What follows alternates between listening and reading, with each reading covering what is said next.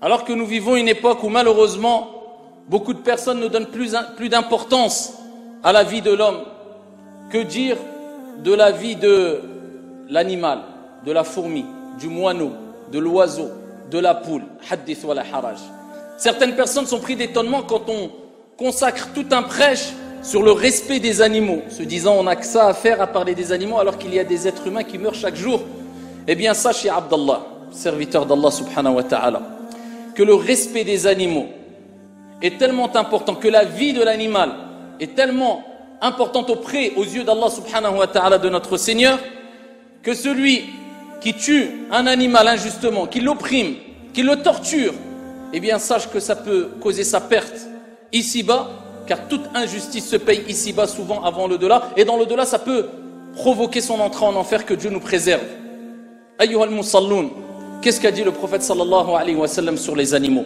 Et ensuite on dira, et on se posera la question, où en sommes-nous par rapport au respect de la vie tout court? Peu importe, que ce soit un animal, que ce soit un djinn, que ce soit un être humain, où en sommes-nous vraiment? Qu'a dit notre prophète alayhi salatu wa sallam sur les animaux? Y a-t-il une récompense spécifique si on entretient de bonnes relations avec les animaux? Y a-t-il une conséquence très grave si on opprime des animaux? C'est ce qu'on va voir rapidement, Inch'Allah, wa billahi tawfiq. Allahu Rabbuna huwal ilahu, lahu minal asma'i mastafahu, الواحد الحي كذا المليك والملك المالك لا شريك. أيها المصلون, Allah subhanahu wa ta'ala, notre Seigneur, a envoyé le prophète sallallahu alayhi wa sallam pour une mission bien claire. Donc appeler les gens à adorer un Dieu unique et aussi à parfaire les bonnes moralités. D'accord, le prophète sallallahu alayhi wa sallam, comme vous connaissez toutes et tous le hadith, innama bu'ithtu li utammima makarim al-akhlaq. Il n'a pas dit j'ai été envoyé pour éduquer les gens pour avoir un bon comportement. Non, j'ai été envoyé pour parfaire les bonnes moralités.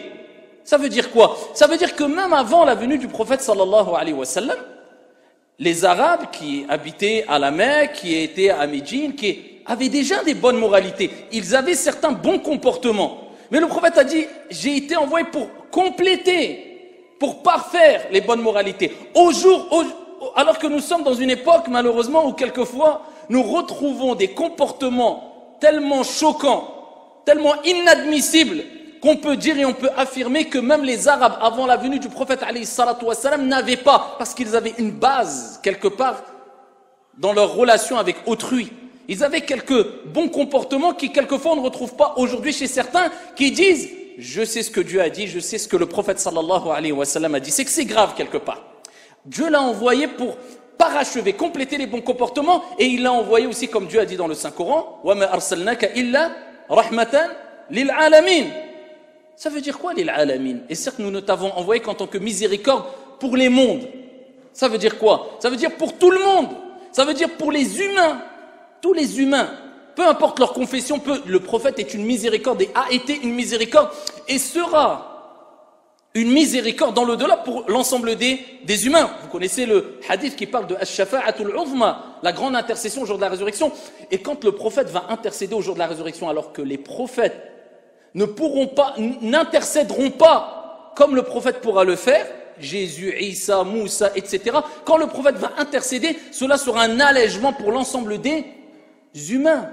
Même ceux qui n'étaient pas de confession musulmane, ça sera un allègement. Donc le prophète est une miséricorde pour l'ensemble des mondes, pour l'ensemble des gens, mais pas que. Quand on dit lil alamin, c'est toute espèce. Que ça soit l'humain, que ça soit le djinn, les djinns ou que ça soit les animaux. Le prophète, c'était une miséricorde. Et les animaux connaissaient le prophète, alayhi salatu wassalam, comme les humains. Quand ils voyaient le prophète, ils l'appelaient, avant la révélation, Mohammed, Al-Amin, le digne de confiance. C'était une miséricorde ambulante, alayhi salatu wassalam. Laqad kana lakum fi rasulillahi uswatun hasana. Vous avez certes dans le messager d'Allah un excellent exemple. Certains ont résumé le prophète avec quoi? Avec des histoires dans des cas très spécifiques où il se défendait pour dire ah non, c'était un guerrier, c'était quelqu'un qui aimait verser le sang, c'était quelqu'un qui... Subhanallah. Alors que n'importe quelle personne qui a étudié ne serait-ce qu'un peu la vie du prophète alayhi salatu wassalam, tu lui dis qu'est-ce qu'il en ressort, tu dis c'était une miséricorde alayhi salatu wassalam. Et c'est comme ça qu'il a gagné les cœurs et qu'il ne cesse de gagner les cœurs à travers l'empreinte, à travers les traces, à travers l'éducation qu'il a laissée alayhi afdalus salati wa askat taslim. Même les animaux le reconnaissaient comme tel. Rapporté par l'imam Ahmed. Et là, on va voyager quelques instants rapidement, billahi tawfiq, à travers des récits qui nous rappellent quelle était la relation du prophète avec les animaux, alors que nous vivons une époque où, eh bien, tout est dévoilé aujourd'hui facilement. Vous avez déjà vu ce qui s'est passé dans des abattoirs, un carnage. Au nom de quoi? Eh bien, ici, la surconsommation. Au nom de quoi? Mon entreprise doit marcher. Au nom de quoi? Peu importe. On me demande, il y a de la demande, plus il y a de la demande, eh bien plus il faut qu'on produise. Et peu importe les moyens qu'on va utiliser. Vous voyez les carnages qui se passent. Et ça peut être des gens de n'importe quelle confession ou sans confession. Malheureusement, il y a des carnages qui se passent au nom quelquefois d'une religion quelconque. Quelqu'un qui va prétendre vouloir sacrifier une bête en disant Bismillah, mais les carnages qu'il fait, les dégâts qu'il cause, le mal qu'il cause à la bête avant d'avoir dit Bismillah, il devra en rendre des comptes. Alors qu'à la base, un sacrifice, on dit Bismillah au nom de Dieu. Au nom de Dieu, eh bien ton sacrifice, même si tu as dit au nom de Dieu, pourra être un argument contre toi au jour de la résurrection et cette bête pourra demander des comptes, ya Abdallah. Et les preuves en sont nombreuses. On voyage à travers quelques textes. Rapportés par l'imam Ahmed bisanadin sahih. Le prophète sallallahu alayhi wa sallam pénètre dans un jardin. Il aperçoit un chameau. Et quand le chameau a reconnu le prophète Mohammed alayhi salatu wa sallam, même les animaux savaient, c'est lui la miséricorde ambulante, c'est lui le prophète. Ça c'est un don divin, c'est un miracle qu'avait le prophète, comme chaque prophète ont eu des miracles. Il avait la capacité de comprendre, de parler avec certains animaux. Alayhi salatu wa sallam. Rien d'étonnant. Sallama alayhi al-hajar. Même les pierres, quand le prophète passait, il faisait la prière sur le prophète alayhi salatu wa sallam. Et le prophète s'approche de cette bête-là. Pourquoi? Parce que cette bête s'est mise à gémir et à pleurer quand elle a vu le prophète alayhi salatu wa sallam. Le prophète s'approche de cet animal-là, de ce chameau-là, et le prophète essuie ses larmes, calme cet animal, un animal, hein, calme cet animal, lui le console et se tourne vers des gens qui étaient présents et dit à qui appartient cette bête, cet animal-là. Un jeune parmi les Ansar dit à moi, ô messager d'Allah. Et le prophète alayhi salatu wa sallam lui dit afala tattaqillaha fi hadhihi al-bahimati allati mallakaka Allahu iyyaha. Ne crains-tu pas ton Seigneur à travers ta relation que tu as avec cette bête dont Dieu t'en a donné la possession? Le prophète alayhi salatu wa sallam l'a blâmé et il dit elle s'est plaint à moi parce que tu la surcharges et tu ne la nourris pas convenablement, tu ne l'abreuves pas convenablement. Voilà. Surcharger un animal est strictement interdit en islam. Mais allez voir dans certains pays qui quelquefois des gens se disent musulmans, je connais, j'entends sur la religion, tu vas rien m'apprendre, et tu vois comment ils surchargent son âne ou son mulet ou son âne ou son cheval ou la hawla wa la quwwata illa billah. Des choses qu'on néglige et on se rend pas compte des conséquences très néfastes rapportées par l'imam Muslim. Ibn Umar radiyallahu anhu an abi. Ça, ayyuha al-akhyar. Ça, on parle de gens qui maintenant, certains les considèrent comme des gens arriérés, que Dieu nous en préserve. Parce qu'ils disent, c'était il y a 14 siècles, ils étaient arriérés. Regardez les leçons de morale qu'ils nous donnent, les compagnons du prophète alayhi salatu wa sallam. Ibn Umar, fils du grand compagnon calife Umar ibn al-Khattab, rapporté par Muslim. Il voit des jeunes qui ont attaché une poule et qui utilisaient cette poule, c'était des jeunes, hein, des enfants. Ils ont utilisé cette poule comme cible. Ils lui jetaient des pierres sur cette poule. Ibn Umar radiyallahu anhu arda a dit le prophète alayhi salatu wa sallam a maudit ceux qui font cela. Et il a mis en garde les gens qui étaient responsables de ces enfants-là. Et ces enfants, quand ils ont vu Ibn Umar s'approcher, ils ont pris la fuite. Voilà pourquoi il est important de prendre en considération ces textes-là. Le prophète alayhi salatu wa sallam a dit toute personne, d'accord, toute personne, il a mis en garde contre toute personne qui tuait un moineau ou bien quelque chose de plus gros. Et il dit malheur à eux. C'est des gens qui risquent la malédiction divine. Un moineau ou quelque chose de plus gros. Le prophète alayhi salatu wa sallam fait sahih. Il passe devant un âne. Akramakumullah. Là on parle d'âne. C'est pas les animaux qui ont, on va dire, qui ont la meilleure réputation. Et avec cela, un âne qui était marqué sur le visage. Un âne qui était marqué sur le visage. Le prophète alayhi salatu wassalam a dit Allah, Dieu a maudit celui qui lui a fait ça. Parce qu'il a marqué un âne sur le visage, au fer ou je ne sais quoi. Il dit Dieu a maudit celui qui a fait cela. Un âne. On va dire c'est qu'un âne, azzakumullah, c'est pas. Eh bien non, Allah azza wa jalla la'ana, il l'a maudit. Alors, les textes très connus qu'on entend souvent, je vais vous les citer rapidement, 3 textes rapportés par Muslim qui nous donnent une leçon concernant la relation ou l'impact de la relation qu'on peut avoir avec les animaux, bonnes ou mauvaises. Les 3 textes sont rapportés par Muslim. Le premier texte, c'est le fameux texte où le prophète sallallahu alayhi wa sallam a rappelé qu'une femme a mérité la punition divine dans l'au-delà. Pourquoi?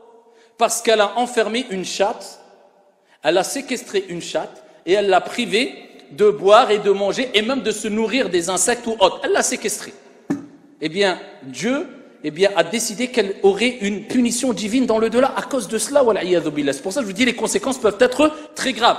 Alors que, à l'opposé, on voit des textes qui vont et qui nous rappellent plutôt que, eh bien, celui qui entretient une bonne relation avec les animaux, ça peut être un ticket pour ton paradis et pour le pardon divin. Dans le hadith rapporté par Muslim, le prophète sallallahu alayhi wa sallam a dit, et il a cité l'histoire, comme vous le connaissez tous, vous la connaissez toutes et tous, je pense, d'un homme qui était assoiffé et qui a vu un chien qui lui aussi était assoiffé, et il est descendu dans un puits et il a pris sa chaussure et il a rempli sa chaussure d'eau, il est remonté et par compassion, par miséricorde, eh bien il a abreuvé ce chien-là, eh bien Allah, notre Seigneur, a loué son acte et lui a pardonné tous ses péchés. Un chien, quel akramakumullah. Ouais, un chien, il se respecte. Un chien, eh bien, on doit lui donner son droit, on doit lui donner son dû. Tu n'as pas le droit de l'opprimer. Tu n'as pas. Certaines personnes, quand elles croisent un chien, on a l'impression qu'ils croisent je sais pas quoi. Attends, alors, il faut pas qu'il me touche, juste qu'il me. C'est un chien kalb. L'imam Malik, rahimahullah ta'ala, il dit le kalb, il est même pas impur. Et là, c'est preuves qui sont extrêmement fortes. Ala kullin, je ne parle pas de la possession d'un chien, c'est autre chose, mais il dit c'est pas impur. Donc, c'est un animal créé par Dieu, qui doit être respecté comme les autres animaux. Que ce soit un chien, que ce soit un porc, que ce soit ce que tu veux, ya Abdallah. Le chien a été la cause, ici, que cet homme-là, on lui a pardonné tous ses péchés rapportés par Muslim.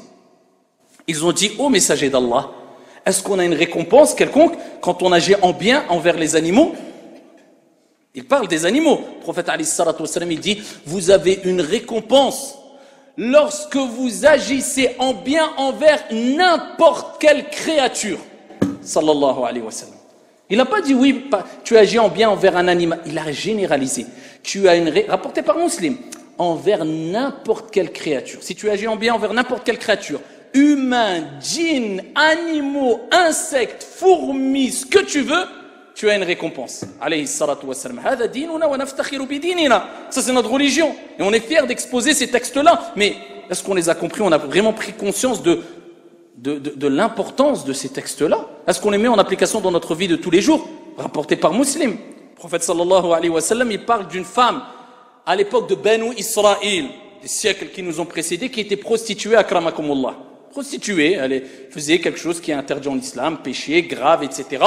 Avec cela. Regardez la miséricorde divine. C'est pour ça, avant de juger, retourne ta langue 1 milliard de fois. Si ta vie est assez longue, après parle. Si elle n'est pas assez longue, tais-toi, occupe-toi de toi. Prostituée à Abdallah. Qu'est-ce que le prophète a dit sur cette femme-là? Et le prophète parle avec révélation. Elle a été prise de compassion. Encore avec qui? Un humain, envers un roi, envers un musulman, envers un chien, al-kalb, akramakumullah.